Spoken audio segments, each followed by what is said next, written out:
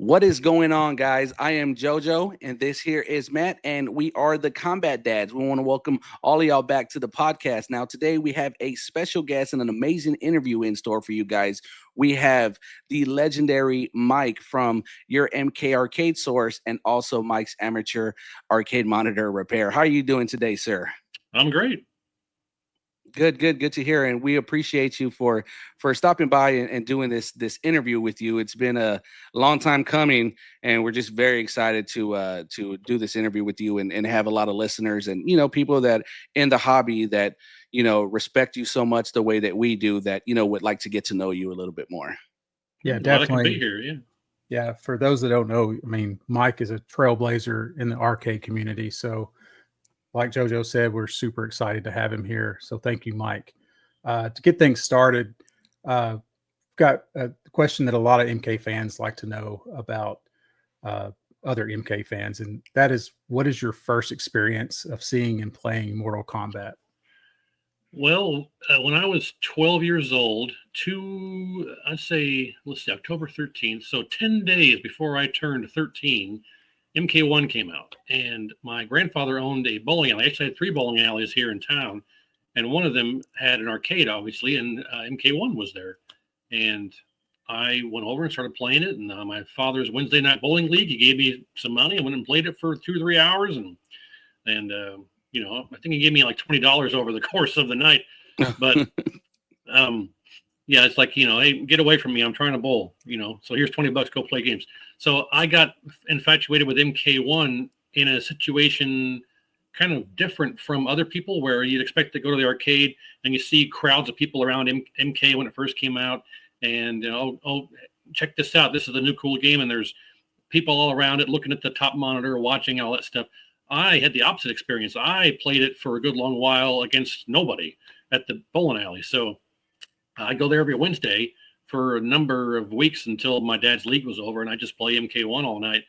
And then, that's my first experience with it. And then, of course, my local arcade, Aladdin's Castle, actually, at my local mall, they had a couple MK1 cabinets in there that I found out not too long afterward, and that's where all the crowds were. And when I go in there and play or wait my turn, put my quarter up on the glass, there were guys in there that were just hogging the machine up, win after win after win. And they were in there with towels over their hands, so you couldn't see the moves. Like some of the characters did special moves, of course, we all know that.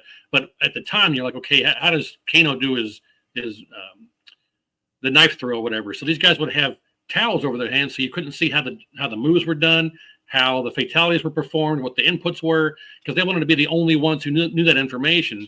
So it was that was my first experience with MK, is learning by myself and finally going to play real people and never winning anything, because these guys were always hogging the machine game after game after game and just beating everybody's butt. And I'll never forget the guys that had the towels over their hands so you couldn't see what they were doing. That was a memory for sure. That's funny. That's hilarious. That is funny. So, with you being able to have the cabinet to yourself for hours at a time, so what was the first move that you learned on your own? What special move?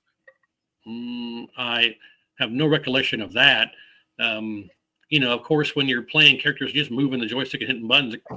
Kano's knife throw is probably the easiest, and then the ball, we hold block and just do the circle with the joystick. Yeah. Some of the moves like that, Sonya, you hold down and press the bottom 3 buttons. So stuff like that you can find relatively easy by just button mashing.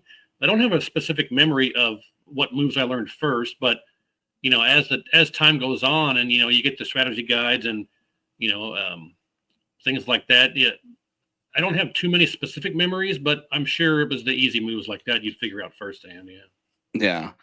What about the first? Do you remember the first fatality you ever did? Whether someone showed you what the moves were, or not offhand. My memory is pretty sporadic when it comes to that. I don't recall the first fatality I witnessed, but I remember the kids playing the games. I think kids, they were like 14, 15, and I was 13, but a couple of years older than me. I'm 45 now, so everybody who's that age, I always refer to as a kid. Yeah, even when I was that age, I still probably call him a kid. But yeah, I don't recall exactly, but the guys that were there that were playing with the towels over their hands were doing stuff. We're like, man, I wish I knew how to do that.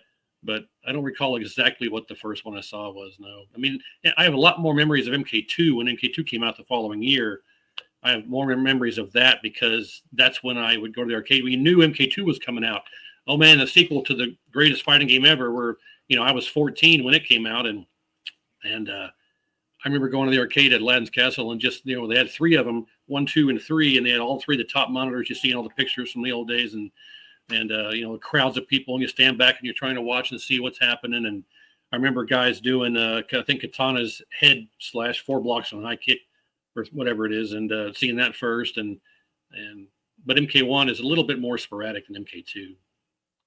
Yeah, and then what a way to start. It's so cool that you were able to just have the cabinet to yourself. 90%, probably even more than 90% of people who first saw an MK cabinet for the first time had to actually wait in line. So that's really cool that you were able to just have it to yourself. Wednesday nights from I think 7:45 to about 11. Every Wednesday, my dad give me $10-15, and I would just play MK1. And occasionally there'd be other people walk up and play, and but I never really had that much. There weren't too many times where people would walk up and play against me. I would just sit, because there's a bowling alley at 9 o'clock at night on a Wednesday. There weren't a lot of people my age that were there. No. But I pretty much had it all to myself for a long time.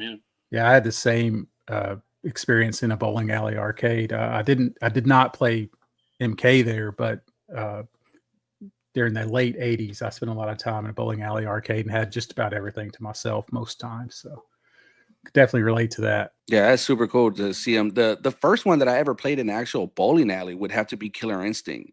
That was the first one I saw in a bowling alley. I never Mortal Kombat 1, I never played the arcade version until I did the restoration on my Mortal Kombat 1 cabinet. I saw 2, 3, and 4 out in the wild, but never played or saw MK1 in the wild. I guess by that time, they had already moved on from MK1, so they were already, dishing out the rest of them. So I never got to see it or play it in person until my own, which is pretty cool.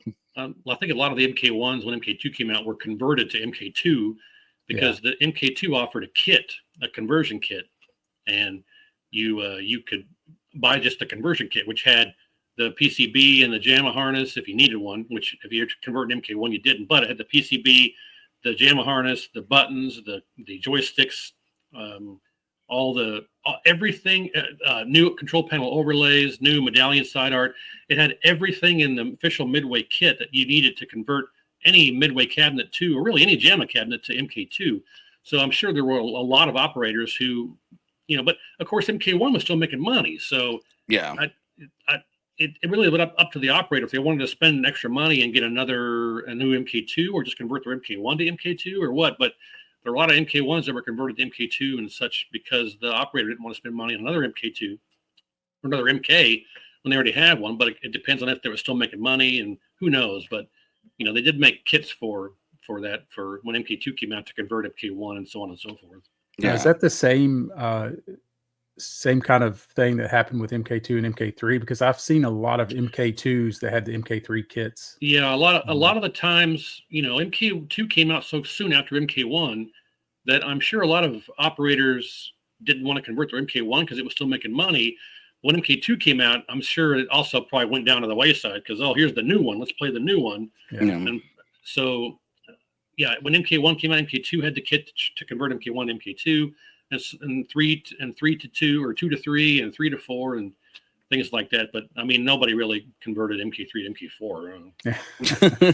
Yeah, that's funny. Yeah, there's probably zero conversion. If anything, it's probably the other way around. Yeah, MK4 they vastly over.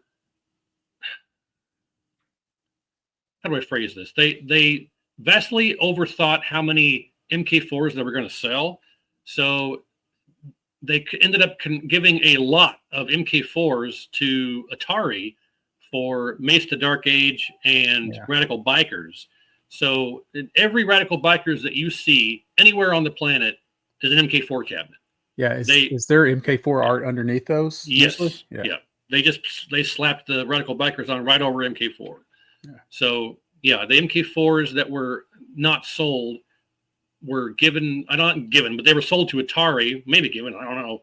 But Atari got a hold of them and they converted all the MK4s that were left over to Radical Bikers. and they just left the K7400 monitor in there, and but Radical Bikers isn't necessarily JAMA. There are a couple wiring differences when it comes to audio and things like that. So I think they changed the JAMA harness out. But you find a Radical Bikers, open it up, and all the stuff in there will be MK4, and it's Nice. yeah. And then some of the Mesa Dark Ages in the early production. By the end of Mesa Dark Age's run, I think they were making actual cabinets. But yeah, Mesa Dark Age and Radical Bikers are all MK4 for the most part. Interesting. Yeah, that's cool. And Mesa Dark Age, that has the same button layout, right? As No, Mesa Dark Age I think only has 3 buttons. Probably thinking of War Gods, I think. War Gods, you're right. Yeah, I'm thinking of War Gods. Yeah, and then War Gods had the its own button. cabinet. Yeah. Yeah, then with the 3D button.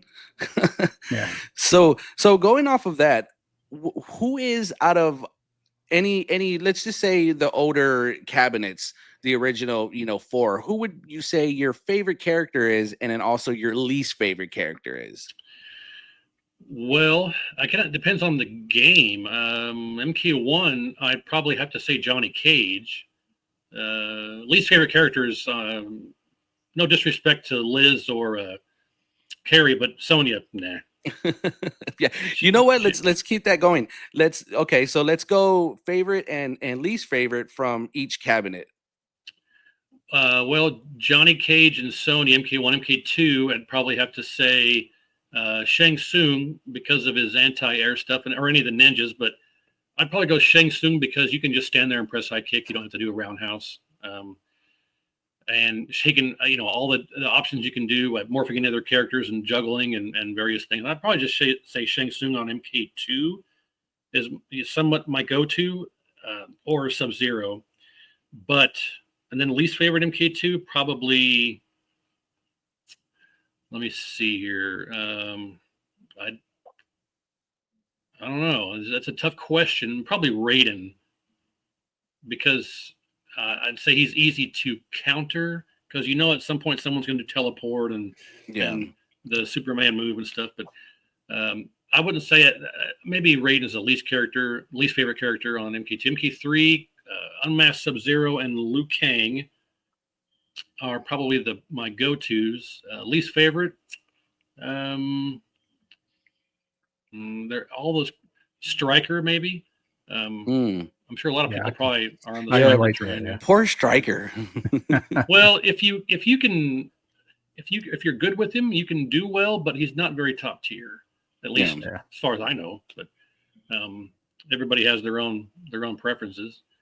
We put me on this. I haven't done any research or anything, so you put me on the spot. I'm trying to come up with stuff as you ask it. But MK4, I can probably count on one hand the number of times I played MK4. So not really, but it's not very much. Yeah, I'm with you on that one. I probably couldn't tell you my favorite. Reiko, or how I say Reiko. I go with him because of his moveset. Least favorite MK4, Kai for sure. Kai. No one plays Kai. Yeah, and those are just rough estimates. If I had to pick off the top of my head, those are what I'd probably go with. But you ask me 5 minutes from now, I might change my mind. We'll circle back around. How about you, Matt? Your best and least favorite of each cabinet. Oh man, well, I think we talked my favorite character of all time is probably Katana, but yeah, in MK1, I was a big Scorpion guy. Least favorite, I would have to say maybe. I didn't play a lot with Kano, even though I loved his fatality move. I thought that was great. Yeah. And MK2, of course, Katana, and least favorite, I might have to go with what Mike said with Raiden. I just didn't play a lot of Raiden. But MK3 was Unmasked Sub-Zero or Cyrax. I kind of alternated between those guys, so that was just my go-to. UMK3, I don't remember. It's probably still the same. And then MK4, just like Mike said, I didn't play a lot of MK4. I played mostly on the Nintendo 64, and I think I usually picked Scorpion just because he was. Yeah, because it's Scorpion. Yeah, and he finally in that one got his official Scorpion fatality, which was nice to see. But those are solid. I'd highly agree with both. It's pretty much the same. Yeah, with they're me. not they're definitely not liquid or gas. They're solid. Yeah. Yeah. There's one thing Definitely about going to hear a lot of MK4. dad jokes with Mike. MK4, the dial-a combo for MK4, they made everybody's the same: high punch, high kick, back high kick. Every character you pick has the same combo: high punch, high kick, back high kick. Now, one thing I'm going to kind of go off tangent here, but MK4, you watch everybody do the fancy combos and the pop-ups and the juggling and stuff, and I'm just like, they get to max damage doing all that stuff, and it's cool. But all you do is run up and do high punch, high kick, back high kick, and then you run up again and do it again, and you get eight hits, max damage, and you don't got to memorize a bunch of fancy combos for every character. MK4 was just kind of dialed down so much in the skill level ability to be able to play it, in my opinion. But you you just go through the game by doing that same 4-hit combo twice over, max damage. Of course, the AI will always block half of it, but a real person block half too. But I mean, I never learned any of the fancy dial combos on MK4 like MK3 because it was just always the same for all the characters. I'm like, I'm not going to bother. But and there's a couple of guys. Chris Plackey is really good at MK4. If you guys know who he is, Yeah.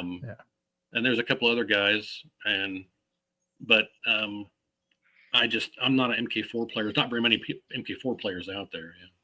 Yeah, it's a lot. I appreciate the game a lot more now that I've gotten older, but back then I was just so disappointed that they departed from the digitized, actors and everything, and the gameplay just wasn't as fun. They were still using digitized. They were did, using yeah. motion You're right. capture. Yeah, You're right. Yeah, most of the characters were still motion capture, but yeah, that was the last time. And then they motion capture again for Deadly Alliance and Deception. They still do all the motion capture stuff. They still do it today. But as far as like digitizing the actual actors, I think MK3 was the last one, or MK3. Yeah. Well, no, not necessarily. Well, I guess they were talking arcade terms, but I think really the last one was probably Mythologies. Oh yeah. Yeah, that home port, but no, you're right. Yeah, I didn't think about that. I was thinking arcade. Yeah. Nobody thinks about Mythology shows. Yeah, I'll edit I'm that just out kidding. of the video. I'm just joking. No, I played the heck out of Mythology. I didn't love it, but I still played it. I haven't played it once in my life. Wow. Don't do it. Don't put yourself through that. Just enough videos on YouTube watching. I saw AVGN's video. I'm like, okay, I don't need to play this. Yeah. Yeah, his is great, and I don't know if you know who is what's the guy's name? G Star 321. He's more of a rage gamer. Well, similar to what's his name? But yeah, that's one of the first times I actually saw it on the internet. Yeah, it just maybe he overdid it with how crazy that guy is. But yeah, that was after that I was like, I'm not. I actually have a PlayStation copy of it, but I'll never play it because of those reasons. So Mike, tell us a little bit more about like your first Mortal Kombat arcade cabinet that you got or acquired. In 2005, I was in the Navy, stationed at Kaneohe Marine Corps Base, Hawaii. Easy for me to say. But out on Oahu, I was out there, and my family I had an aunt and uncle and a cousin in the Navy also, and so she was living out there with her parents at the time. Well, not with them, but they were out there together. So I ended up stationed out there as well, and so I was able to live off base with my aunt and uncle at their place and take that bachelor required housing that the military paid me and just kind of right in the pocket. But when I was out there, my uncle was in his spare time was into carpentry. So I thought, well, I wanted to have my own MK cabinet.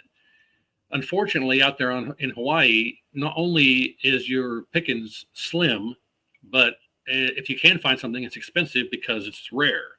So I was able to find the cabinet plans for an MK1 on jacobud.com, which is still up, by the way. You can get the cabinet plans on there. And my uncle and I used those plans and changed them a little bit to accommodate how MK2 is different from MK1 on the front, angled and stuff. And we just built our own MK2 from the Jacob Bud plans. And I found a new old stock K7400 on the island, believe it or not. And I was able to put a K7400 in the machine, build the cabinet from scratch. We painted it. I found an MK2 kit. Like I mentioned before, it's a big rectangular long box that had everything in it, the PCB and the medallion art and the the JAMA harness and the buttons and the switches and everything and the overlays for the control panel and all that stuff. And I was able to make an MK2 from scratch in 2005. And Awesome. the military paid to ship that back to my house. Nice. But it didn't quite make it intact. It was intact, but the whole thing, when I got home off the truck, it was just the whole machine was wobbly. I'm like, okay, so I kind of trashed it because at that point I was able to find local cabinets here. I found, I think, an MK1 for $150 that was converted to Tekken 2. Oh. Yeah, and this was like 2007, so this is approaching 20 years ago. And so I was able to get an MK1 for, I think, $150 that had Tekken 2 in it. I think the very first MK1 restoration video on my current MK Arcade Source channel, it was during that time frame. And that was, I think that video was on the Your Main Man channel, which we know that's gone, which I'll tell that story here later. But I think I reused some of those videos or footage from 2009 when I started this current channel. But that took place, I think, in around 2007 when I got back home from the military. So I was getting cabinets almost 20 years ago for $150, and now, you know, they're $1,500 if you're lucky. Yeah. But that was my first experience. I built an MK2 from scratch in Hawaii, and able to source everything and have it shipped out there for what I didn't have locally. And that was my first time. I was like, I wanted my own MK cabinet, and I couldn't find one, so I just made one from scratch with the help of my uncle. That was always my plan too, because I always wanted one of my own, and I also got plans from KOMBAT website that you mentioned, but eventually, before I got started, I ended up finding a locally sourced one that's already. Yeah, and those KOMBAT plans are not exactly correct. They're correct enough. Yeah, but they're not exactly perfect. You need to go in there and update it. Someone needs to, but yeah, you know, they'll get you by, and you can make one, but it's not exactly. Some of the dimensions and measurements are slightly off, but not enough to where you couldn't make one if you wanted to. Yeah. Did you? Yeah, that was going to be my next question. Sorry, JoJo, I overstepped you there. No, you're fine. Go ahead. Oh, I was just going to say, did you have to ship in the 7400 monitor to Hawaii? I went on eBay and found one in Hawaii. Oh, wow. Believe it or not. Yeah. That was on the island. I went and picked it up for, I think, $210, if I recall correctly, a little over $200. So, which was expensive at that time, but I mean, for a complete, and it was a new old stock monitor, like in a box.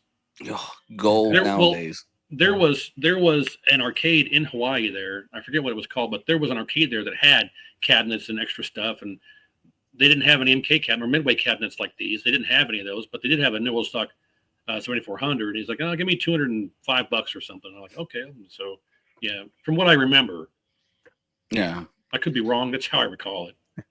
Yeah, because what I was gonna ask earlier is that, like I was gonna ask how those plans, how accurate they are, but yeah, you pretty much answered that, because there's a lot of plans on the internet that, you know. Yeah, some of those parts I couldn't get, like the monitor brackets and stuff. I couldn't get that, so we just put a piece of it wasn't too. We put some 3/4 inch MDF on the sides, on the inside, to act as a bracket holder, and we built a piece of wood across the top and a piece of wood across the bottom, and screwed those two pieces onto those 3/4 inch MDF anchors, if you will, and then we put the monitor in there and screwed it into the frame that way. So I couldn't find, you know, control panel hinges, and we couldn't find the marquee retainer and glass bracket and glass retainer. That stuff didn't exist unless you had a cabinet. So we had to kind of make those ourselves and come up with various things. And I think I just put I screwed holes in the sides of the plexiglass. I didn't make a glass monitor. I didn't have glass. Didn't have glass made to put in front of the monitor. I just used plexi or Lexan at the time. So I just drilled holes in the Lexan in the bottom two corners and just screwed it right into the. So you couldn't find, you know, I didn't know anybody that was a metal worker out there, and so I just like, you know what, this is a made from scratch thing. So I just made it work with what we had. It wasn't, you know, I wasn't winning any war. I just want to play MK. Yeah. Very cool. Yeah, to get to scratch that itch. That sounds cool. I wish I know that you sent me a picture, and I'll post that while you're talking about it. But yeah, it would have been cool to have seen that one, you know, just to see the build of it. And I thought I had more pictures, but I couldn't find them. That one picture I sent you, that's the only picture I could find. But, you know, it gives you an idea. I think for some reason, I think the midway across the side of the control panel, I've got that at an angle for some reason. Why? Yeah, it was like at a 40. Who knows? I'll say it looks just as good, if not better, than a lot of the reproduction cabs. Oh, you see yeah. these days. Oh, thanks. Yeah. Yeah. But I can only imagine, you now after every cabinet you've done in so many years, you kind of look at it and kind of cringe yourself to like, it is. I mean, I put 6 1/4 inch car speakers in the, there's no speaker grill in the top. It's just like you go to AutoZone and buy 6 1/4 inch car door speakers with the fancy painted covers and all gaudy. And that's what's up in the speaker panel because that's all I could get. So as I say, I just wanted to play the MK. I didn't care what it looked like. Yeah, that's really cool. We did make it taller. I think we added like 6 inches to the height because I'm 6'3" when I stand up and stick my gut out. So I'm 6'3", so I think we added 6 inches to the height of the game so I could stand up completely and not have to hunch over. Like, because these games here, I have to sit on a little stool to play comfortably because otherwise I have to like bend over a foot to play. And, I get my wrist hurts and stuff because I have to bend over to play it. I can't sit flat against the control panel. When I'm sitting on a little stool, it's exact height for my hands. So we built it, I think, 6 inches taller so I could stand up and have it the right height without having to bend over. So you're probably not a fan of the 1-ups, playing on a 1-up, right? I've never played a 1-up. Don't want to. I've watched guys, and the input lag is unimaginable. I don't know how people play on the 1-ups because I watched them hit the button, and the move is like half a second behind. So I don't know how you time a deep jump kick or a uppercut in the corner. I don't know how they do it. And playing the real machines for 30 plus years, timing those deep jump kicks in the corner into uppercuts and juggling and stuff. I don't know how these guys on the 1-ups do it. I guess they're not as familiar with these. I don't know. But don't get me started. I'm not bitter about it. And that could also be put as a skill to be able to with that much time off of it, because that makes a huge difference in the learn a whole gameplay. new skill set. Yeah, you'd have to learn the new timing for then you go back to this stuff. It's always backwards. You go back to this stuff and you're completely lost. I'm like, I don't even want to attempt to try and play it 1-up because I'll never be able to come back to this again. Oh yeah, I bet. So now, have you ever, with owning the arcades and stuff like that? And we'll get to all of that stuff in a little bit. But have you ever met any of the actors? Of course, you have all the autographs and stuff like that. But just meeting them, face to face and whatnot. Yeah, Doc Mack was kind enough to organize these Shang Tsung fight nights almost 10 years ago. So was it? I think the very first one was 2012. 13? I'm not sure. I missed most of the fight nights. Yeah, I think the first one I went to was the Combat Con in 2017, which is where I met you for the first time. Yeah. I think the first one was 2012, maybe 13. But he was awesome enough to start organizing those things, and that was when I heard about that. That was the first time I'd gone and met those guys. And then I've been to every Shang Tsung fight night and every Combat Con that I ever did. And then the one time that Ed Boon shows up was the year that I had left early. Yeah, I missed you there, Mike. Yeah, but so I was actually at Midwest Gaming Classic 2 years ago, or a year and a half. Not this one this year, but the one before. So 2 years ago, and Danny was there, and Rich, and Carlos, Catalan was there, John Parrish was there.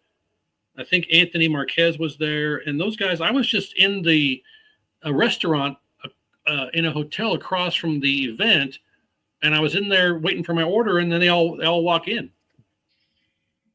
So they said, "Hey, come over," and I sat with those guys, and I had lunch with all them, and I've only really ran into them one time like that outside of an event where they're not at the table signing autographs and whatnot. But the Shang Tsung fight nights were awesome because once the event was over, we went next door, which is now.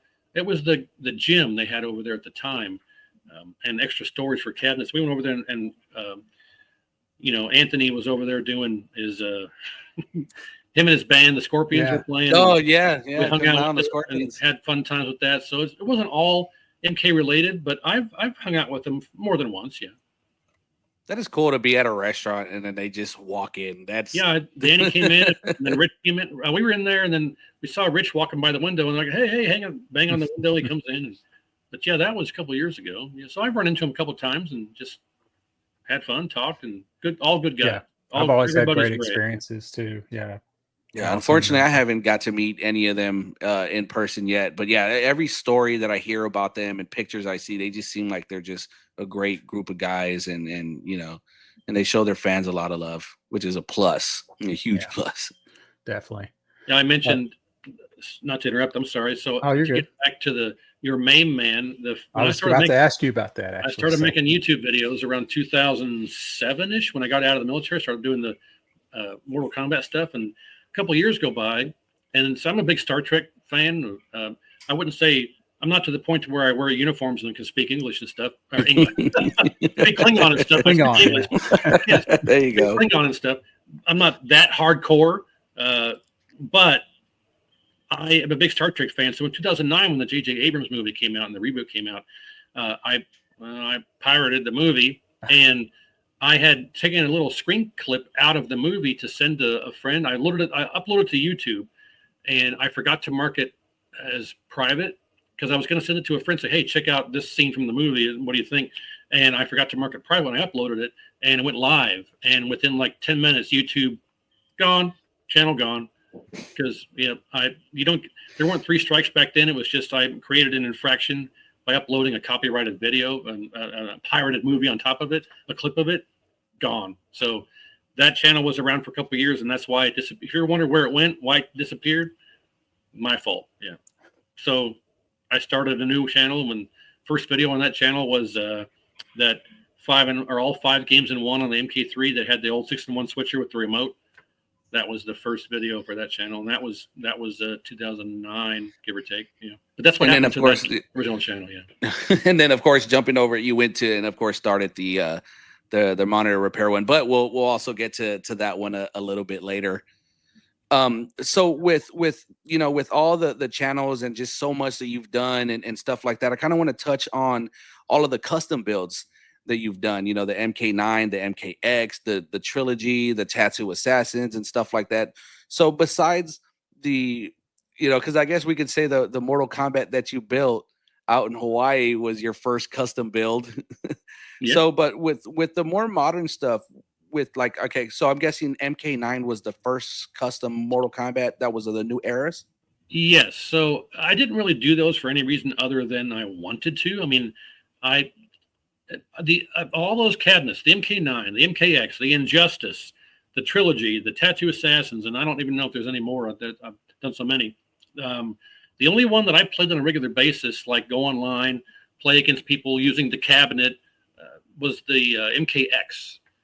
I actually I used my PS4 account, and I went on there and I actually played on the rankings, and all the Melina was the go-to. I did all that for I think 6 months or so, until I was playing somebody who I think I lost. They were in danger, 1 hit. I had like 75% health. They had 1 hit danger, and I lost and just snapped my laptop in half. That was the last time I played that game online. Yeah. Then sorry, yeah. You said you played on your PS4 or the arcade cabinet? No, the MKX had a PS4 in it.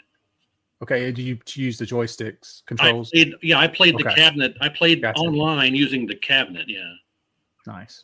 But yeah, so I did the MK9, the MKX. I didn't do an MK1 cabinet, the latest. I didn't do one of those. I did a lot of those. I did all the cabinets just for the idea of seeing if I could do it. Yeah. Like the Tattoo Assassins. I had an extra MK1 cabinet. And I thought, what can I do with this cabinet that hasn't already been done, that no one's done before? I wanted something custom. So I thought, well, can I make it a Tattoo Assassins? And of course, there's only I think 4 cabinets in existence, or 5. There's 5 because up in Tennessee, there's 2. I think Rob Lewis has one, and there's another arcade up there that has Terminal. One. Yeah, they have one. There's 2 in Tennessee. There's 2 in the basement of the guy that made the game, and then Doc Mack has one out of GTA. So I think there's only 5 that are out there.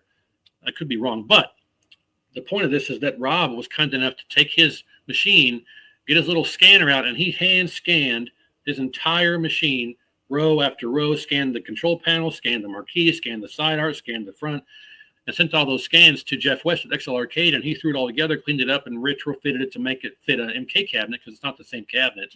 No. And we were able to make it work. I mean, I made a custom moveless bezel like I did for all those games, and we had the only tribute Tattoo Assassins that was ever made, and Yeah, I it sold looks that. great. Yeah, I sold it to. That cabinet is now at the Electric Starship Arcade down in Dallas. So, Okay. yeah. Yeah, and I actually got to play that one in Houston when me and you Yeah. met Oh yeah, for the first time out there. We actually played a couple of games on that, and then we played Ultimate, which I got wrecked on that one. And even at that, it was the cabinets, like the buttons were all sticky and the joysticks were it in was pretty rough shape. Yeah, it had water damage. I think it was about to collapse on us as we were playing it. Yeah, and he it wanted was- $1,500 for it. it was a pretty rough shape, but we made it work. And yeah, even at that, even that had you at a disadvantage that, you know, the cabinet had, you know, wonky buttons and joysticks, and I still got my ass handed to me. But it was fun, but it was great. But yeah, that cabinet came out great, and especially like the trilogy cabinet, you know, and of course it inspired me to do my trilogy cabinet. And I, you know, luckily you gave me your blessing, and I did everything the exact same the way that you did it, all the way down to the button scheme and stuff like that. And I just thought it was an amazing cabinet, because Trilogy, I played a lot of Trilogy as a kid, and then to see that, you know, the cabinet and also the way that you did the way you took apart the controller for the PS4 to turn it into, you know, I'll post all those videos here in the description, so that way those who haven't seen it can see it, the way that you took apart the PS4 controller and wired the buttons to the joysticks and stuff like that. That was complete genius work. Thanks. They make converters. You plug the PS4 controller into the converter, and then the other end you can hook up your wires for your control panel. They do all that, but I don't think I knew really what the resources were for that at the time. So I knew that if you just take the controller apart, you know, the PCB has contacts for all the buttons once you find the pathways for ground. So there were 3 different grounds. There was a ground for the L and R buttons, there was a ground for the action buttons, and there was a ground for the joystick. So you had to, once you found the right grounds that go to the right inputs, you just run your wires to there, and then, you know, all your action wires, all your joystick wires, run those to your buttons or switches on the control panel, put the ground daisy chain around, and, you know, it's not that difficult, but, you know, and I made a layout to put that out there. People want to do the same thing out there, they can do it also. But yeah, and then as far as the trilogy goes, I didn't really need my blessing. I mean, Jeff was the one that made the artwork for me, and I just did it. Again, all these cabinets were just an idea to see if it could be done, for no other reason than just that. It wasn't like I'm going to make this and play the hell out of it and showcase the hell out of it and make a ton of videos. It was just an idea to do something that I haven't seen anybody else do.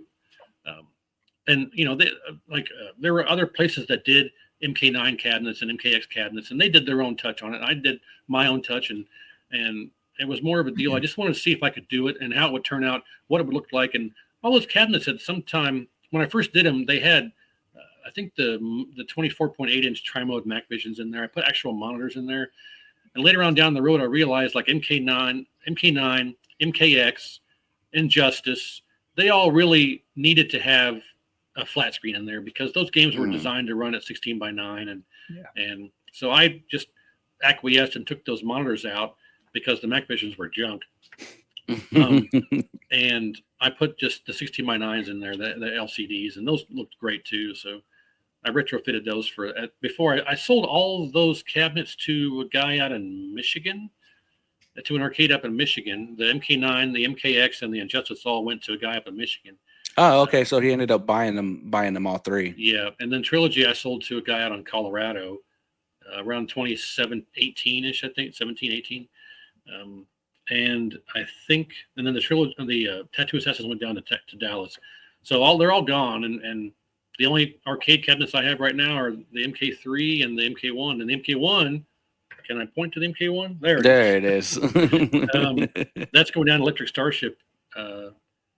Or Time Rift. I think it's Time Rift. I think it's Time Rift. Yeah, the one in Dallas.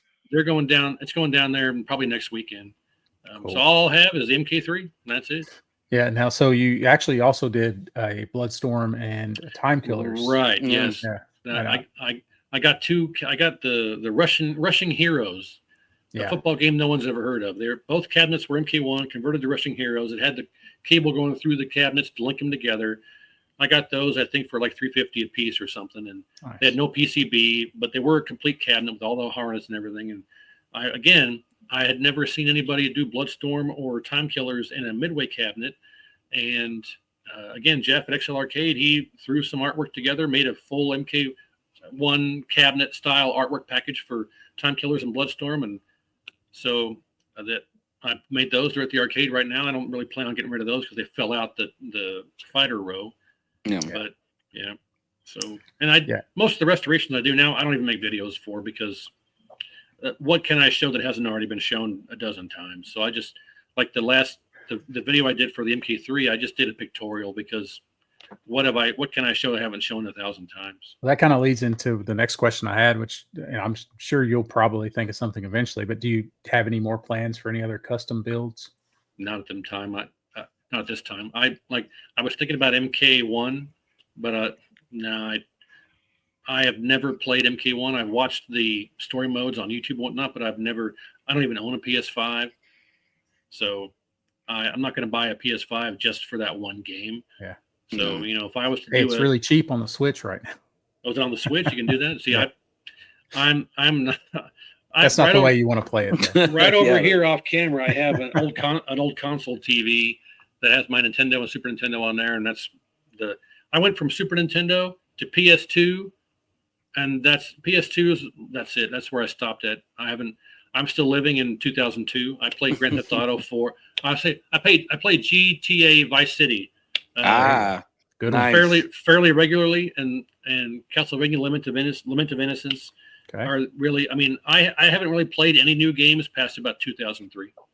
Yeah, I live most vicariously through my kids with most of the new games. I play a little bit, but yeah, I still hit the old school ones up. Yeah, for sure. You can't beat the classics. Yeah, I joined the military and got out and came back home and went to work in the aircraft industry almost immediately. And for since 2002, one or two, I just haven't had time to play anything. I've never held an N64 controller in my hand in my life. Oh man, I've never played Super Mario 64. Yeah, for sure. Yeah. Well, I'll take your word for it. Well, we got to get this man at 64 with Sub-Zero Mythologies, Trilogy, and 4. We got to get some playthroughs out of you on those. Those will be fun. Make sure you get me Superman 64. Let's play that first. Yeah. Okay. There we go. Yeah, for real. We're gonna go ahead and we're gonna get you sourced Nintendo 64 so we can get some 64 playthroughs. That would be fun. I took one look at that controller and I thought, I don't want to play this. Yeah, it's actually not that bad Yeah, once you get used to it. Yeah, I used to love the Nintendo 64 controller, and I played a lot of. This is weird, but I played a lot of Pokemon Stadium. That was my jam. Whenever I had a 64, I played the hell out of some Pokemon. Never Stadium. played a Pokemon game. I haven't either. My kids have for sure, but yeah, they get fun for what they are. Remember the old. I don't say old. Well, she's old now. I guess she's out of the spotlight for years. But remember the supermodel Iman? Are you guys old enough to know who Iman is? I should be. I'm not much. I'm just a few years younger than you. Okay, well, I was going to make a joke, but if you guys don't know who Iman is, then she's a supermodel from the early, mid, late 90s. And I always thought if I ever ran into her, I would just go up to her and start. So I could. Yeah, there you go. You get it? Oh, yeah. I don't think you do. I'm poking Iman. Yeah. Pokemon. Yeah, Pokemon. Yeah. Pokemon. Okay. Well, they didn't go over so well. They don't all work. Oh, you dunced us out at the. That would. But going back to whenever we were talking about the monitors and stuff like that you put into the MK9 builds and the X. So what got you into the monitor repair to where you're like, all right, I'm going to start repairing these things on my own? Well, necessity. I mean, over the years, you're playing your MK1 and all of a sudden your monitor blinks out. You got to know how to fix it. Knowing how to fix this stuff is part of necessity when you own them. You can't just, you buy a machine or you got to know how to fix the board, adjust your power supply, change out buttons and joysticks, repair your monitor. It's regular. it's like you wouldn't buy a car and not know how to change your oil. Some people do, but so it's just necessity. If I had 49 machines down in this basement at one point, and I thought, you got to know how to fix stuff. So just out of necessity. And then I thought, well, because I've been working with electronics since I was 2 years old. When Christmas time comes around, my mom has video of it. It's on a VHS tape somewhere that I was more interested in watching the Christmas lights turn on and off while I'm plugging them in than what was under the tree. I couldn't give a rat's ass about the presents. I was just more fascinated by watching the lights turn on and off. So ever since I was a little kid, I was electronics, electricity, fixing stuff, tearing TVs apart. And when I was, 10 years old, I tore my grandfather's TV apart just to see what was inside. And of course, it didn't work again after that. But I've always been inclined that way. And I thought, if I can start learning how to fix these on a regular basis in a reliable way, why not share it so people can start fixing the stuff themselves? That's really the genesis of that channel. And I had a whole room over here with 70 some odd monitors that have been gifted to me over the last 10, 15 years. Hey, I got this arcade machine, doesn't work. I'm going to take it to the dump. You want the monitor? Sure. Or things like that over years. There was a guy in Oklahoma City down in OKC. He had a warehouse. He went on a warehouse raid, and the guy had like a dozen monitors and 15 chassis just sitting on a shelf, and the guy didn't want those. And he said, hey, I know you're interested in this stuff. You want any of them? I went down there, picked all those up for like $10 a piece. And wow. So most of them were 19s, but yeah, over the years when stuff like that's happened, that's how I get a room over here full of 65, 70 monitors. Yeah. Hey, if anybody's listening, if you have any monitors you want to give away, just hit me up. The donation station and that is such a necessity to be able to, because a lot of people don't know how to repair monitor. I couldn't tell you the amount of cabinets that I've picked up and it says on the ad that it's playing blind, and like I'll confirm with them, so there's just no sound. There's sound, but there's a marquee lighting up. They're like, yeah, it's just all right, I'll take it. I'll give you exactly what you want for it. And it's just something as easy as a flyback, or even something as easy as a fuse.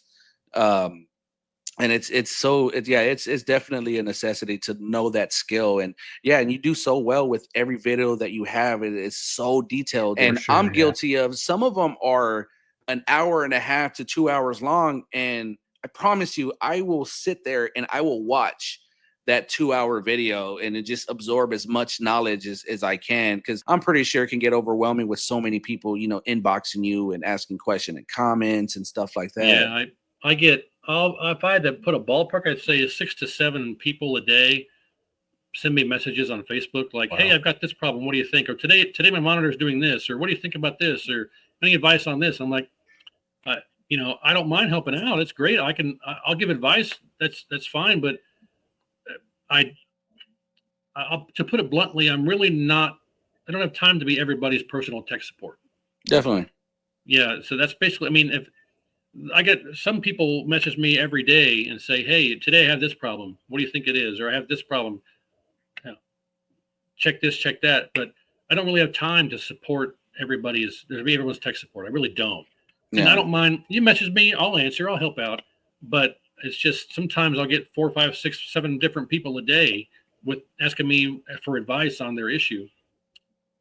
That's got to just, I have to deal with it because I put the videos out there and people have questions, and they don't realize that they're one of a dozen people a day asking me questions.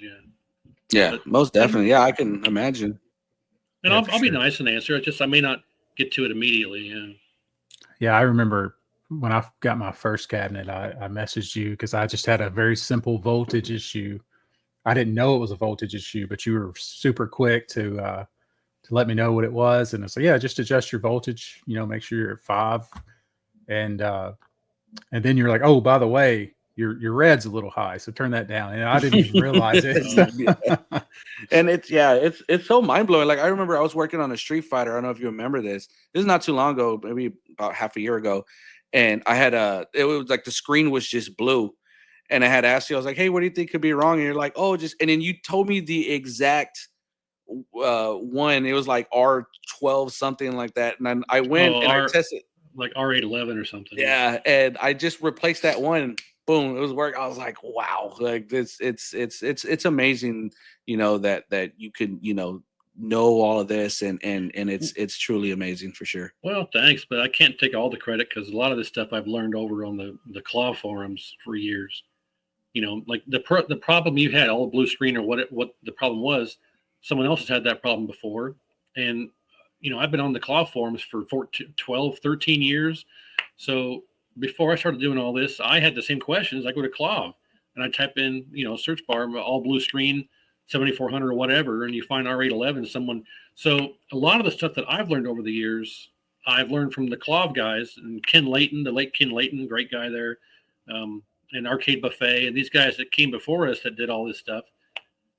I would learn from them and then, expand upon that. And so I'd making these videos, puts the information out there. So it, 15, 20 years from now, when we're not doing this anymore, I don't want to do this in 15 years. Mm. But the next generation of guys that are still looking after these games, keeping them running, will know really what to do. Just trying to put the information out there for posterity. So 20 years from now, if someone has an MK cabinet that the monitor's dead, they'll know what it is, what the symptoms are to look for, how to common repairs, what to test, things like that. That's just for posterity purposes. Yeah. Yeah, we love the fact that you are willing to do that. Yeah, I'll be taking notes during some of your videos. Yeah, it's just. But do you feel like you're preserving a little bit of history when you're doing these sort of repairs and restores? I don't. That's not my mindset, but now that you mentioned it, probably, yeah. It's it's when you like the SimK1 back here is 100% original. It's never been. There's no new art. The CPO is replaced, but all the artwork on this machine is basically original. So very nice. And the one at the arcade, I've got this signature on the side of all the actors. Yeah. Even Liz Malecki and all the Ho Sung Pak and all the guys that weren't normally at the original Shang Tsung Fight Nights. I don't think Liz ever went to a fight night. Yeah, I think con. Yeah, it was her first one, 2017 maybe. Was that her first Combat Con? Was it? I don't recall. But yes, I mean I'm fortunate enough to get all the actors to sign all the cabinets. Every cabinet I own except for these two have been signed by almost everybody. Yeah. Nice. Out of all of the cabinets that you have done and you've restored or custom builds, which one would you say was your favorite that you did where you were done and you looked at it and you were like, wow, like this is my best work? All of them. There we go. That's the answer I wanted. Yeah, one thing I love about anything you restore is just you so detail oriented, with all your cable work and cable management and everything. And you definitely do it right. So yeah, that multi MK that I did that had all the different artwork from all 5 games, different each side top. I got a lot of comments about cable management. Like, man, I've never seen cable management like work of art. Yeah. Yeah. Well, thanks. That goes back to the aircraft industry. Working in, I did avionics. I do it tech support now. I'm basically, they call me a customer service engineer, but it's glorified term for tech support. I turned wrenches on airplanes for a good 19 years or so. And I got the chance to go upstairs and off the floor and do tech support. So I took it. I didn't want to be 65 years old, so climbing under instrument panels and up in hellholes of tails. And but for years I ran harnesses and terminated connectors and troubleshot avionics systems, and that all came second nature to me, like I said. And I've learned how to separate wires and run harnesses and make pigtails and do tree trunk stuff, and that all comes in handy when you're doing stuff like this. Yeah.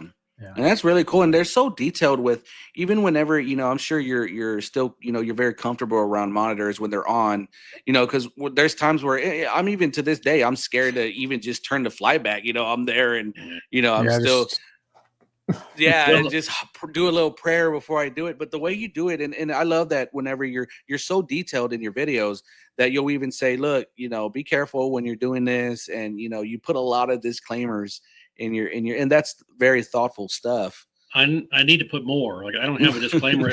Like, you think it'd be self-explanatory. Don't stick your finger under the anode cap when you're trying to do this, but I don't have a disclaimer. I probably should have an actual physical disclaimer at the beginning of each video, but I can't tell you how many times that I have gotten the full 25,000 volts. I don't think it's ever been captured on camera live, but so you discharge these monitors and you put them off to the side of the floor for a month, and they're out of the way down here in the basement, and they pick up it. They call it a cathode ray tube because that's the cathode. The tube is the cathode, and the anode is the wire that hooks up to it. So it's basically a giant capacitor, if you will.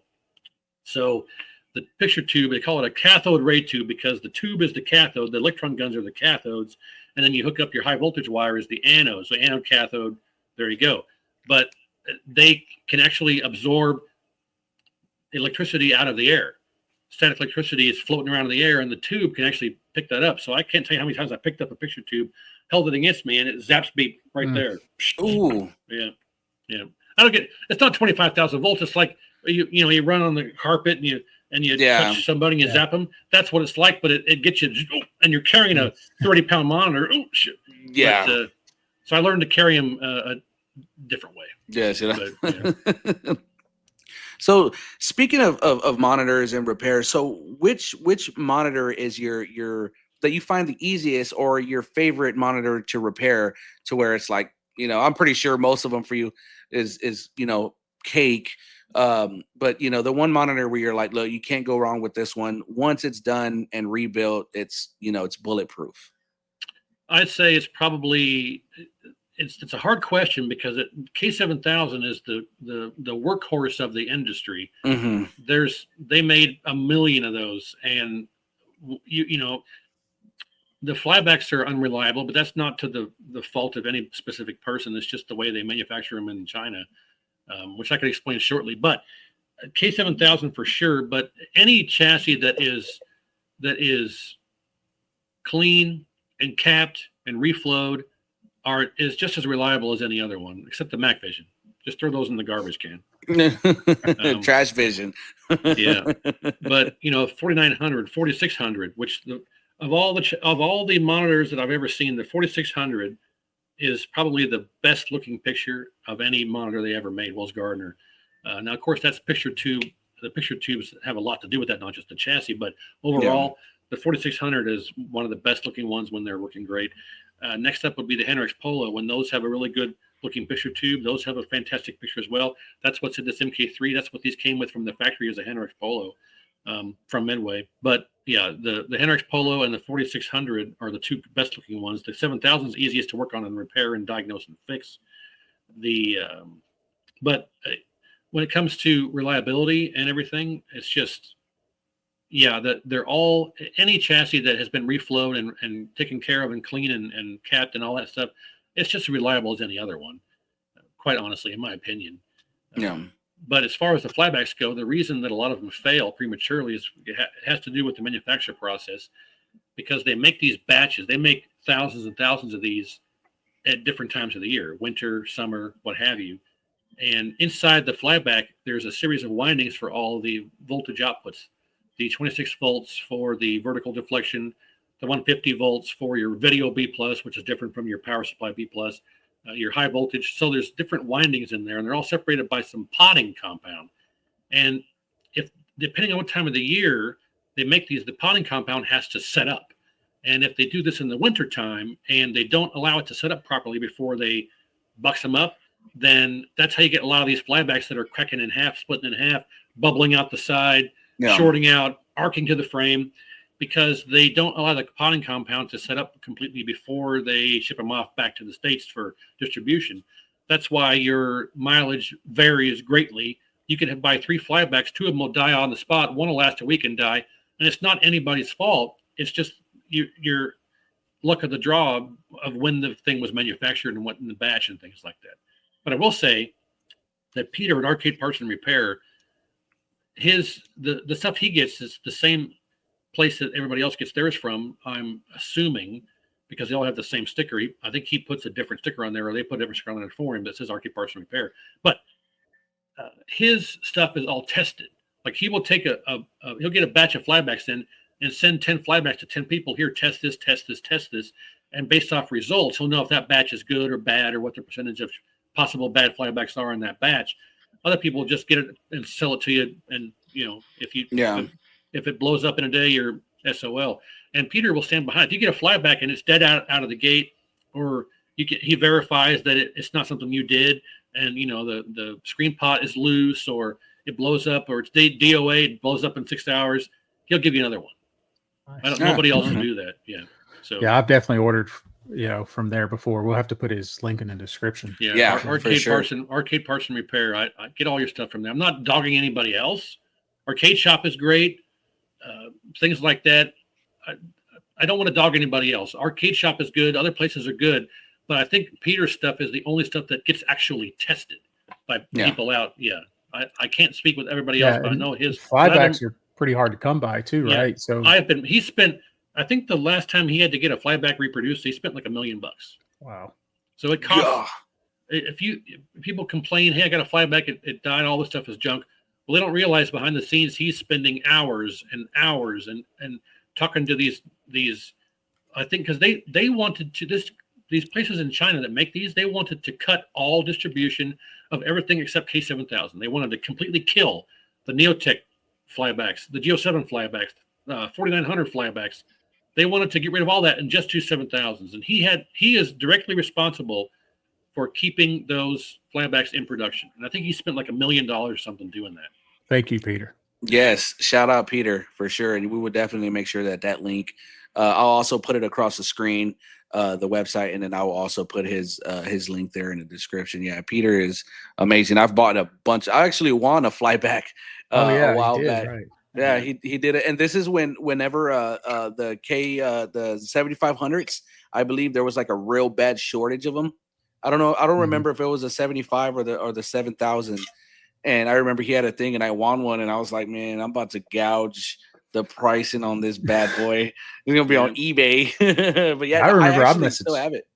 I messaged Mike, I think, a while back when there was a shortage. He's like, hey, I think there's some good news coming, so just hang tight. Yeah, that he doesn't ever actually run out of stock. He always has, like, if you go to the website, it says out of stock. Yeah, it's not actually out of stock. He always keeps some stuff on hand, but that's a previous batch, and he wants to get new stuff. I forget how he does it, but he doesn't ever actually have zero stock of anything. It's always some still left, but he keeps that stuff for emergencies and things like that. But yeah, I just sorry, my light fell. You're fired. Yeah.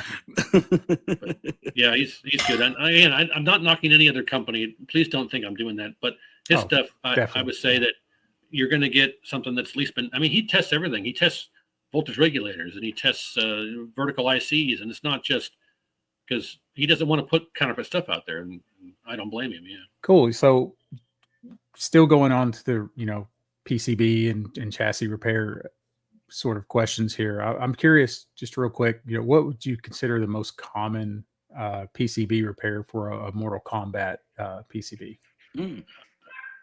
Well, incorrect voltage causing resets, but mostly soundboard problems by far. MK1, MK2, soundboard problems. Ribbon cable not hooked up properly at one end. It has to go pin 1 of main board to pin 1 of soundboard. If they got one backwards, you get no audio. You get the test tone, but you won't get any game sounds or the wrong game sounds, things like that. Corrosion on the sockets for the ROMs. If you get no test tone at all, the U2 sound ROM, the first sound ROM in the row of MK2, that can be bad. If that ROM is bad, you won't get any tones at all. Corrosion from leaking electrolyte, number one cause. Op amps going bad, causing the hums. Main amps going bad, causing no sound at all. By far, audio problems. I can definitely see that, because usually in the MK group that we got, there's usually a lot of people that complain about audio and stuff like that. So I can definitely see that. So now we'll kind of move off of the repair stuff. So me and Matt were actually talking about it. So let's go to where you first started up and the arcade, and actually, how did y'all come up with the idea to where y'all said, hey, let's open up an arcade? So like I mentioned before, I had like 50 some odd games in my basement here. And my partner had 60 some odd games. We had like 100 machines together. And I get much more enjoyment out of the restoration and the repair than from playing the games. Like I'd come down here, turn a machine on, play it for couple of minutes, turn it off, and otherwise they just sat down here and collected dust. They were basically furniture. Mm-hmm. And I realized one day that I wanted to reclaim my basement. So I thought, okay, I'm just going to sell all this stuff and keep a half a dozen machines, the MKs, whatever, a pinball machine or two, and everything else gone. So I started selling off a lot of my stuff. I sold off a lot of stuff that I wish I hadn't sold at the time. I was down to like 22 machines, 23 machines, and half my collection was gone. So I called it I didn't tell anybody about that. I just put up a sale and sold half the stuff I had. And then I had stuff left over. I thought, okay, I'm going to call my partner and say, do you want any of this stuff? So I called him and said, hey, I never play these games. I just sit here, collect dust. Are you interested in any of the machines I have, trying to sell most of them off? And he goes, no, I might start selling most of my stuff as well, because like I say, like you say, I never play them. The only time I turn on is when friends come over to play or family comes over for holiday. Otherwise, they sit down here and collect dust also. Yeah. And he goes, I'll probably sell a lot of my stuff too. I'm like, okay, well, thanks. So I hang up. 5 minutes goes by. He calls back. Hey, hold off a minute. He's an entrepreneur. He's had like a dozen businesses over the last 20 years. He's got 6 businesses right now on top of the arcade that I'm partners with him on. He calls me up and says, hey, let's see if we can make a classic arcade work. Don't sell your machines. Let's pool my 50, 60 in year 25. Let's see if we can make a classic arcade work. And I'm like, well, okay, nothing to lose really. So we found a place, we pooled some money, we got everything retrofitted for the business, electricity, outlets, all that stuff, upfront rent, sign, all the stuff we needed. We turned the key, opened up, and it cost us $14,000 to do all that. And we made that money back in the first 2 days. Wow. Wow. We had a line of people out the door and down the street for the whole weekend. And then this in December 15th. So what's today? So 9 days from now, it's the 6th now. I don't know when people are going to see this, but 9 days from now, at the moment of this recording, we will be in business for 7 years. Yeah. Wow. Congratulations. Yeah, for Thanks. sure. And well deserved. Now Do y'all we gotta- plan on doing something for like a tenure? Maybe like my partner didn't expect to be open for more than 6 months. He's like, 6 months, this will be done. But at least we could say we tried it. But 9 days, it'll be 7 years. Yeah. Yeah, I still have to come down. New location. Yeah. New location is doing pretty well. Yeah. Yeah, your arcade looks amazing. Your old one looked amazing, but your new one is. I just thoroughly enjoyed watching your videos of the progress, and then once it was all complete, it was so awesome. At the old place, we would get people all the time. They'd come in, they'd pay their $10. We'd give them the speech of how it works. They go back in the arcade, they turn right around, come back, and they go, "Where's the bar at?" And we're like, "Well, there's no bar. You can go across the street and drink, and then come back if you want." That's where the all day comes in. So when it came time to expand, my partner's like, "We got to do a bar, we got to do food, we got to do all this stuff." So we expanded to add the liquor and the beer and the food and the kitchen and all this stuff. And the cost of maintaining all that stuff with the extra employees and the labor and the replenishing the food and insurance and the cost of doing all this stuff completely zeroed out with what we were doing before. So it's hard to explain, but we added all this extra stuff, but we're not actually gaining anything off of it. So, no. Yeah. So the overhead increased so significantly that it's now evened out to where we're kind of at now where we were at the old place with all the extra stuff. So we haven't really gained anything, if that makes any sense. Yeah. Gotcha. Yeah. And the building, that was a design that y'all came up with together, or was it just like a pre-made? The building at the new location, we don't own the building. We are renting the building, but we got with the guy who owns the building and we said, here's what we need. Here's what we want. And he did everything according to what we wanted, but also with the idea that if and when we left the building, he could just have someone else come in and not have to redo anything. Yeah. So, yeah. So how many games and pinballs do y'all boast total now, as of now? 130. So it doesn't sound that impressive. We got 107 arcade games and 23 pinball machines. So, wow. Yeah. Nice. So are you the primary maintenance? I'm the only maintenance guy. Okay. Oh, yeah. I get my partner grief because I say, hey, if he drops dead tomorrow, I can find anybody to run the business and write the paperwork. But if I drop dead, then the business is gone. His answer was, well, that's okay. we'll go from 130 games to 129, 128, 127, 126, 125 as they fail. I was like, well, okay. True, but They started dropping them down. Yeah, because I remember at the original location y'all had, I remember you would do some repair videos there. Like I remember the Tempest Right. one that you did there, and then I remember the unboxing of like the Mario Kart game Yeah. that you did there at the arcade and stuff like that. It's so fun to watch and so fascinating. You mentioned that. I realized I haven't done any real repair videos at the arcade because nothing has been in the last year and a half. Nothing's really broken to the point where I would need to do a video like that. I mean, Revolution X keeps resetting. Every time it resets, it gives me a couple of RAM errors. But then you go back there and you tell the board who's boss, and then the errors go away. So, yeah, I the only real issue I have, lingering issue, is Revolution X keeps resetting. Otherwise, 123 games that are pretty much issue free. Yeah, it's awesome. What benefited us is that I'd say almost all those games were already completely restored before they went in the arcade. So, like this Mario Brothers I just got done today, they're all restored. We don't just buy the machine and take it off the truck and put it right in the arcade for people to play it. We do the restoration first, so that you rebuild monitors, new power supplies, go through the PCB, get everything adjusted, new joysticks, new buttons, all that stuff that we do before the game goes on location. Yeah. That way you don't really got to worry about it. Yeah, and that makes perfect sense, and that's what a great thing that sets your arcade apart is.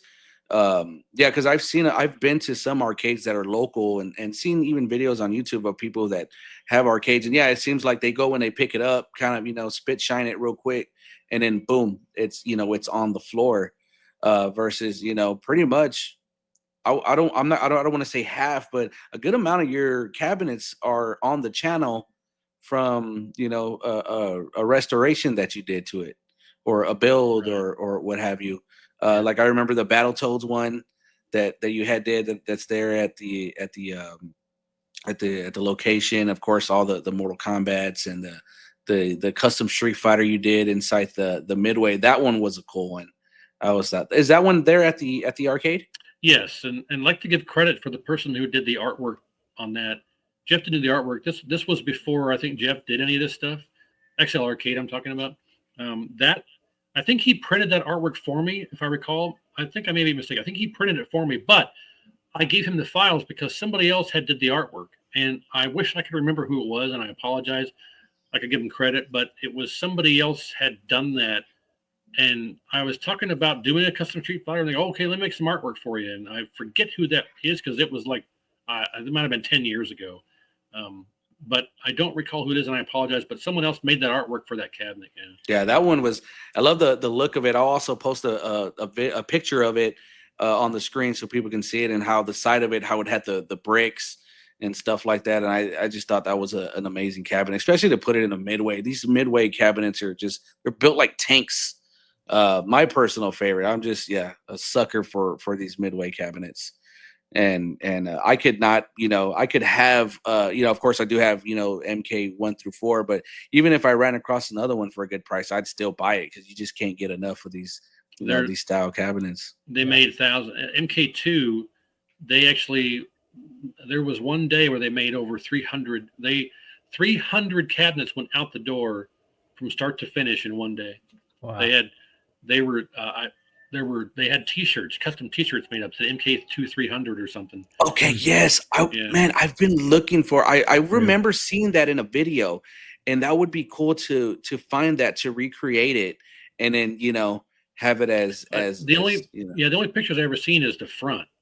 It had over here. It said MK2 300 something like that. But they made 300 MK2s in one day. That is super. I remember I even asked Carlos Pacina about that, and he said that he remembers it, but he doesn't remember what the shirt looked like. And I'm glad that you mentioned it, and now I know it's not a Mandela effect. No, but I did see it. Yeah, it's on. Somebody on Twitter actually posted a picture. That's where I saw it first, because I had broached this subject with somebody. Oh yeah, I got the T-shirt, and they put like, then we say, hey, how can we get that? They never answered. Yeah, we can get a good picture of it. We can recreate that. That would be a cool shirt. Well, that's why they don't. Yeah, they want to be the only one that has it. Yeah, like the WaveNet, the WaveNet. Oh yeah. Ah, yes. There's a WaveNet out there. There's a complete WaveNet out there with the modem board and the main Wolf unit together as one complete kit, but without the actual server, it's not worth anything. Yeah. I have no desire to own it because what do you do with it? You can't use it. Yeah. And, and it's other than saying I have the WaveNet board. Great. Yeah, it's just bragging rights. Yeah. Jojo, do you remember I recreated the like the excuse me, marquee or whatever it was just for fun. Yeah, because I had wanted WaveNet. to print it out, and put it on the top of my UMK3. But I think that was only on MK3, right? That they did on UMK3. Yeah. Oh, it was for UMK3. Yeah, they had a location. Chicago was a location, and no, it was California, but I don't remember if it was LA or if it was San Diego, but somewhere. So the other location was California, and then they would do back and forth, and you could play an MK3 in Chicago against somebody on a T1 line in California, and that was what WaveNet was. I could be wrong, but that's the basic details of it. Yeah, I remember seeing in a documentary or something like it. It might have been the history of the MK. There's a YouTube channel where it's just nothing but history and stuff like that. And I remember them talking about another gem would be, I'm pretty sure there's non-existent, but like on where they were doing the MK3 test, and then like they had that standing control panel, and then they had the big screen TV at a distance. The showcase like at the trade show. I believe it was. Yeah, that's probably something they made specifically for the trade shows, and then that wasn't something they would sell to the public. Yeah. But if it was a showcase cabinet, I'm sure you can, if you have a picture of it, you can recreate all that stuff. I don't think it was a showcase because it was actually like one of the old school big screen TVs. Yeah, they were using the big screen TVs as projection for Yeah. But some of those, they have arcade monitors that are like, they have, like the Star Wars trilogy, the sit down deluxe Star Wars trilogy. That was a 50-inch projection screen, so they would use that type of thing for that stuff, for the trade show, so you can see it. That is really cool. Yeah, that would be amazing. But yeah, they're probably few and far between. Takes up so much real estate, though. Yeah. These cabinets take up a lot of room. The 5 that I have here, I have the water heater on the far right, and they just take up the whole wall. Like I'm 15 games deep in here, and I don't have room for anything else. You get your games in there with your water heater? I actually, our water heaters are here, but I do plumbing work by trade. So trust me, I have a bunch of little tricks on there. I have a leak detector. I have what's called a water cop on there. So if any water touches the pan it's sitting on, it automatically shuts off the hot water feed going into there. Okay. So that was one of the. It's still going to leak out your 40 gallons though, won't it? Yeah, it will still, but it also has a leak detector, and it sounds similar to a smoke detector. So, Mike, you're giving me anxiety about it now. Now I'm gonna have to uninstall it and then put it on the outside. But are your cabinets on wheels? So you just roll them out, they're on wheels. Yeah, there you go. They do have casters on them and stuff like that. But thank you, Mike. I appreciate the anxiety and for that. How do I phrase this? How do you keep your casters rolling freely? No. You use castor oil. There you go. So besides arcades and pinballs, do you have any other hobbies that you like to do? Besides arcade cabinets? Yeah, like I mentioned, Star Trek fan. I build Star Trek models. Been doing Star Trek models since I was 12. Cool. I got 3 or 4 over here off camera, and I do the Star Trek models. The only other real 2 hobbies I have are food and women, but I only have access to one of those 2, and I'll let you decide which one that is. I'm this KOMBAT Dads. I'm not a dad. I got no wife or kids I know of, and it's just me. Hey, but we consider you the godfather of for sure of the arcade community. Definitely. Well, in that case, may my first child be a masculine child.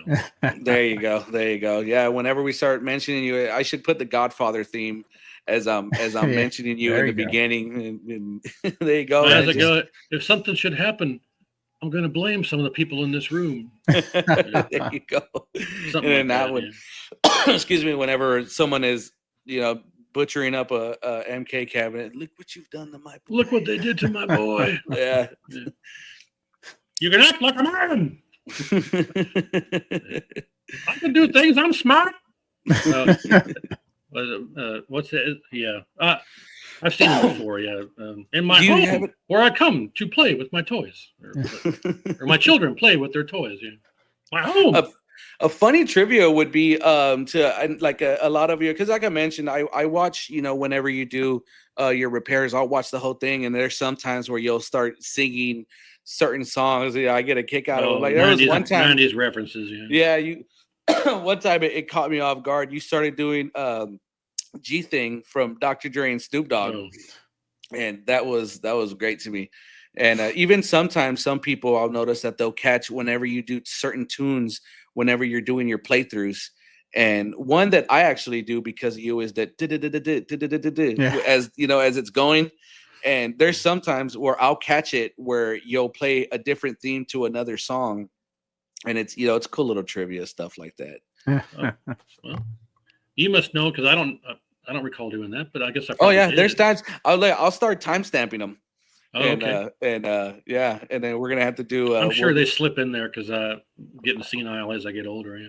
Yeah, I'm gonna have to start doing a giveaway to where if someone can guess which song that you did on what video at what point, and then that would be a cool giveaway, and get them a YOURMKARCADESOURCE t-shirt and stuff like that. But we definitely got to get a live stream together, and and hopefully this is not the last time that you're on here with us. We do plan on doing an arcade restoration video that we would love to have you join us on it. Absolutely. So we can talk about what types of primers, paints, and stuff like that. Just give out pointers for people that are looking to get into it and stuff like that, because even to this day there's so many people that and I see on your comments on mine too, where they're saying that the video inspired them to actually get a cabinet and do it and stuff like that. So that would be something very cool for the very near future, something at the top of the year for sure. Okay. Yeah. So definitely. Oh, you know what? Also, before we go, I wanted to ask you, are there any other YouTube channels that you like to watch on your spare time? Vice Grip Garage, Legit Streetcars, Hoovie's Garage. Hoovie's here in Wichita, where I'm at, so I see him from time to time. I'm a car guy too. I had GT 500s and GT 350s and Mustangs my whole life, and but yeah, Vice Grip Garage, Hoovie's Garage, Legit Streetcars, Tavarish, all those YouTube guys. I'll watch all those guys. And when it comes to gaming, though, Daryl Sung has kind of taken over the reins. He seems, is it Daryl Sung? Yeah, Daryl Sung, yeah. Sung? Yeah, like Shang Tsung, yeah. Yeah. Well, Shang Tsung. No, yeah, there you go. Nah, I'm just kidding. However you say it, it's fine. Yeah, he's taken over the reins on kind of MK stuff, and that's fine. I'll let him do that. He can have the crown. I'll move it off because boom, there we go. There you go, Daryl. You heard it here, Daryl. I don't have time to make videos. They're so far and few between when I have time to do anything, like maintaining 130 arcade machines on top of doing the monitor repairs and my regular 9-to-5 job. I just don't have time to do regular on the week MK stuff. And what can I do that I haven't already done in the last 15 years? And yeah, there's only so many playthroughs that I can do that I haven't done already, other than, see, he does the stuff that I never did. He does all the Mugans and the console stuff. And that's great. I just was always arcade, and that's it. And there's nothing, I've been doing this for 15 years on YouTube, give or take. And there's really just not much left that I can do. It hasn't already been done. That's why, like with this MK3, I just did a pictorial video because there's nothing I can show that I haven't already shown a dozen times with everything else, cabinet work and artwork application and things. And so if something new strikes me, like I wanted to play MK1 the other night, so I just put the camera on and did Liu Kang, and a playthrough with Liu Kang because the mood struck me. Yeah, I saw that. Because I had never done, I never did a playthrough with Liu Kang, and I played a couple times before just to make sure I knew what to do and strategies and stuff. And like I could go online and look up, okay, with Liu Kang, this is what you want to do. This is how you want to attack. These are the moves you want to do. Here's how to manipulate the AI. That's cool and everything, but that video's already there. I want to just play through, like if I was to walk up to the machine, not knowing anything, and tried to get through without, on 1 credit or 1 CC as they call it nowadays. Yeah. And that's basically what that was. I think I got all the way to the second endurance match before I lost the first round, and then I got beaten by Goro, I think, and Shang Tsung at least once. But that's impressive with Liu Kang. Well, like I say, I usually just go through Johnny Cage and just do the jump punch thing. Kano, Johnny Cage, and Raiden all have that same get close and just do the jump punch, and the AI will block it and jump punch, and chip their damage down. But where's the fun in that? Yeah. That's why, like, whenever I started doing my playthroughs and I started going through where I did all of 1, I did all of 2, and right now I'm still kind of in the middle of Ultimate. And yeah, I try to do a couple of practice runs and I just try to play it to have fun. I don't try to, prove that, I can do this combo and I could do that and stuff like that. Yeah. It's just, it's all about just having fun and being able to, play a game a week. The fancy combos are nice, but I mean, in an actual head-to-head high-level match, you're almost not going to be able to pull any of those off because the person you're playing against knows all that stuff. So they know what the defense is. They know the anti-airs. They know the anti-grounds. You might be able to pull off, a combo here and there, but for the most part, like Nick Matthews. Have you guys ever played Nick Matthews online in person or anything? Mm-mm. He is, it's a situation where you don't even want to attempt to even try to play him because he's so good. Like, I have no chance. It's not fun. I'll just acquiesce and you can have, he's so freaking good. Like, he had the world record on UMK3. I think he got it. It got taken away. He got it again. I think something like that. Nick, if he watches, can comment and correct me. But like his Human Smoke and Cabal, don't even bother. You're not going to win. he's just so good.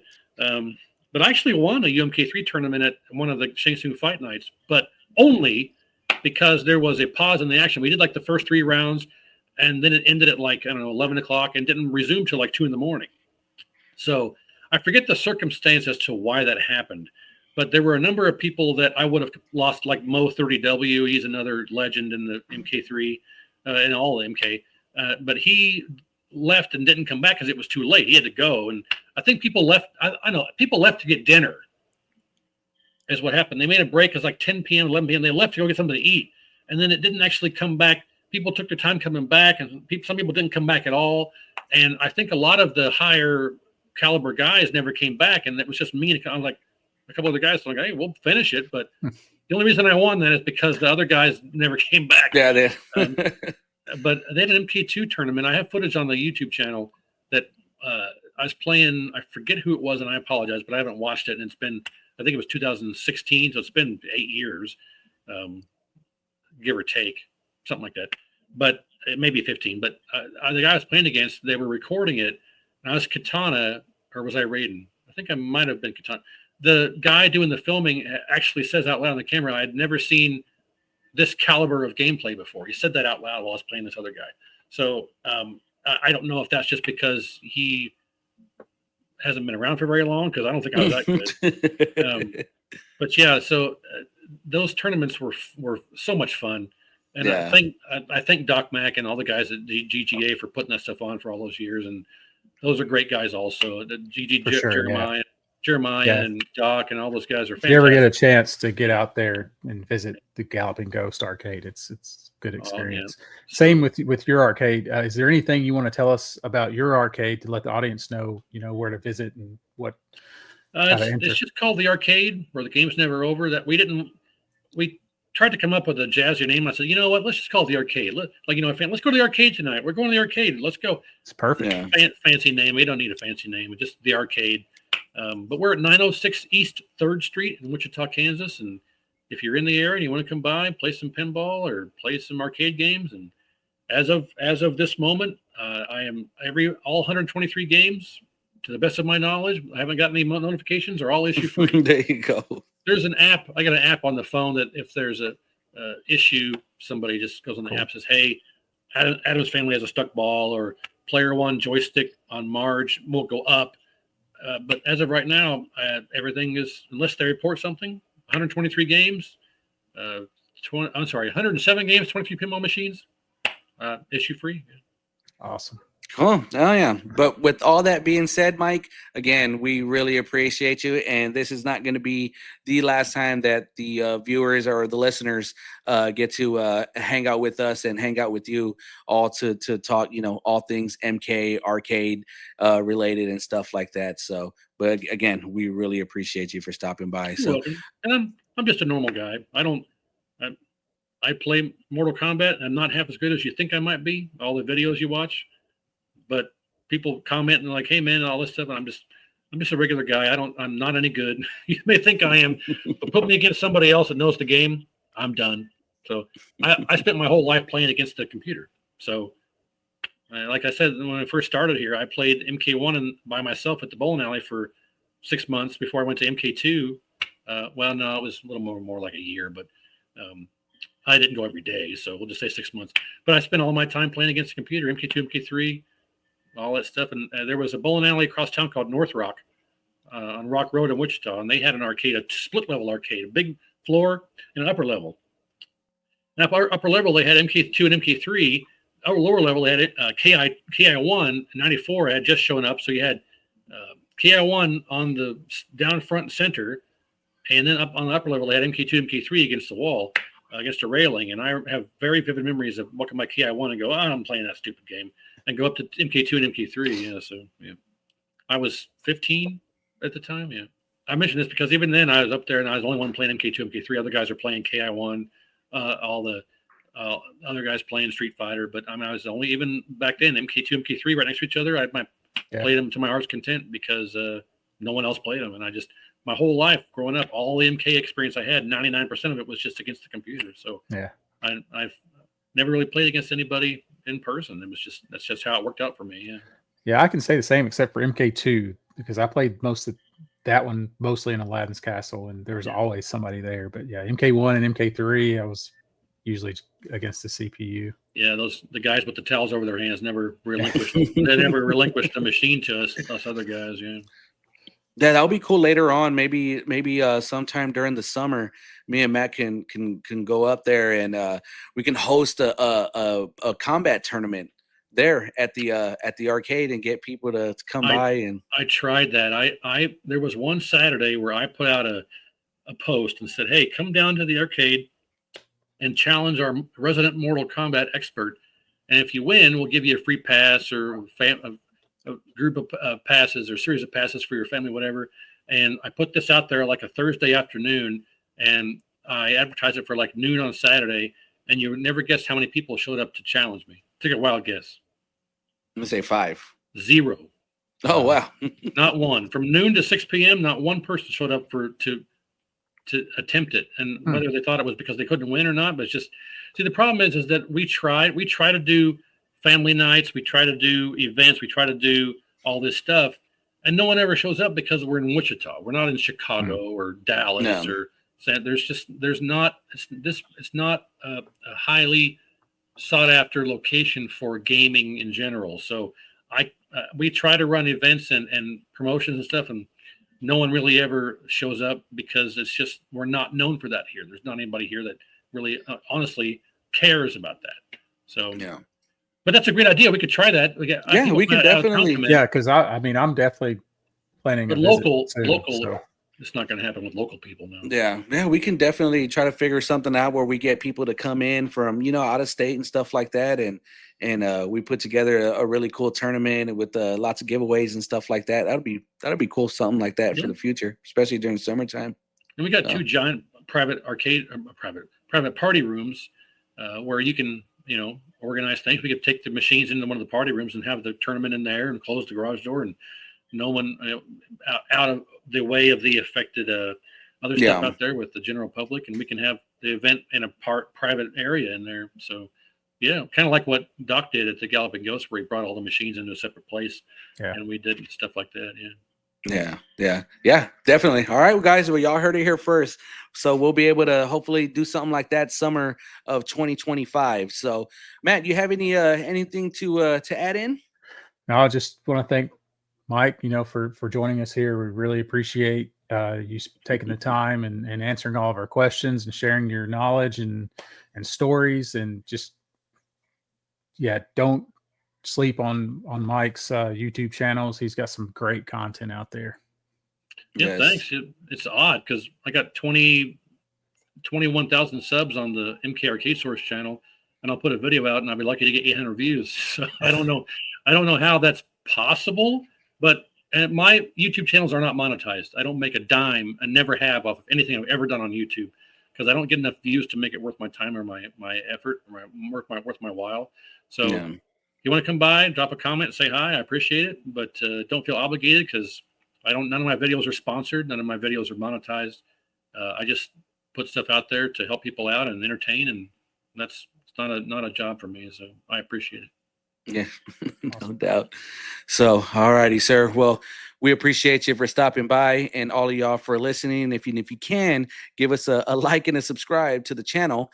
And if you have any questions for Mike, leave them on the comment section below. And whenever he gets a chance, he'll run through and answer as much as he can. So with that all being said, again, we are the Combat Dads, and we appreciate every single one of y'all for watching. And to the next one, y'all take care.